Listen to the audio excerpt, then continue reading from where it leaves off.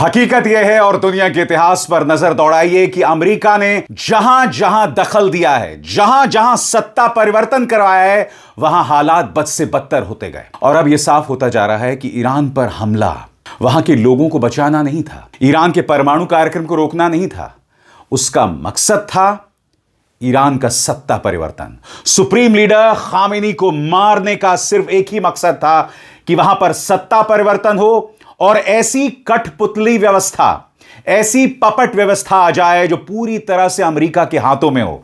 याद कीजिएगा, Reza Pahlavi ने क्या कहा था कि अगर सत्ता परिवर्तन हो जाएगा तो मैं इस्राएल के साथ सामान्य संबंध बनाना चाहूंगा, यानी कि ईरान में एक ऐसी व्यवस्था लाना चाहते हैं जो पूरी तरह से अमेरिका और इस्राएल के सामने नतमस्तक हो।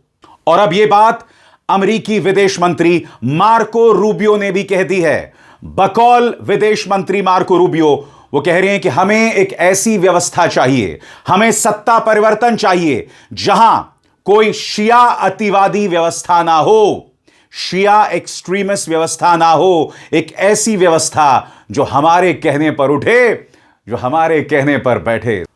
सबसे बड़ी बात अमेरिका की गुंडई, उसकी दबंगई। और दूसरी बात, ट्रंप और नेतन्याहू दोनों की सोच में जमीन आसमान का फर्क।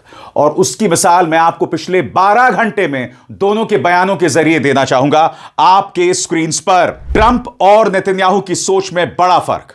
ट्रंप ने कहा युद्ध लंबा चलेगा, नेतन्याहू ने कहा युद्ध जल्द खत्म होगा, क्विक यानी जल्द और निर्णायक होगा।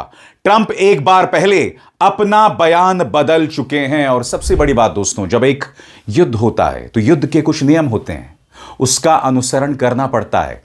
मगर अमेरिकी रक्षा मंत्री पीट हेग्सेथ कह रहे हैं कि ईरान के साथ जो युद्ध चल रहा है हम उसमें कुछ नहीं मानने वाले हैं।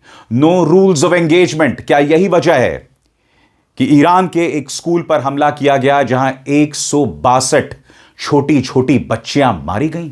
यह भाषा तो गुंडों की होती है, यह भाषा तो दबंगों की होती है। मगर बड़ा प्रश्न, अमेरिका पर लगाम कौन लगाए?